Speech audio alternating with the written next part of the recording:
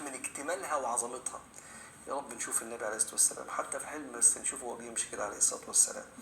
إذا التفت جميعا، ما كانش يبص للناس كده أو يبص لواحد كده، لا، كان يلتفت بكل جسمه صلى الله عليه وسلم. احترام، وقار، حاجات كتيرة. بقول لك الألفاظ ساعات ما تسعفنيش في وصف النبي، وتقدير للشخص اللي بيتكلم معاه. إذا التفت جميعا، خافض الطرف، جل نظره إلى الأرض أطول من نظره إلى السماء.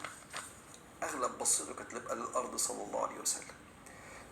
صاحب الأفكار وصاحب الهمة وصاحب الهموم غالبا بيبقى مركز فيها كده دايما، فأكتر نظره لا للأرض وليس للسماء. جل نظره الملاحظة، لاحظوا العين، الحتة دي آخر حتة في العين كده جنب الودان. فكان النبي كتير يبص بلحظ العين. ليه؟ لأنه عارف أنت لما حد يبص لك بصة كده فتبقى أنت مرتبك، أو يبص لك بصة كده فأنت تبقى مش عارف تبص له في عينيه. والنبي كان عنده هيبة، فكان بيراعي ده، فكان بيبص كده نظرة فيها محبة. جل نظره الملاحظة، وتفهم من الملاحظة إنه نظرته كانت بتبقى لما وراء قلبك، كأنه بيبص كده يفكر في مشاعرك وانت بتتكلم وحاسس بيك. ملاحظة.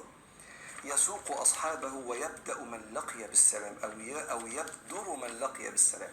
يسوق يعني يمشي ورا أصحابه.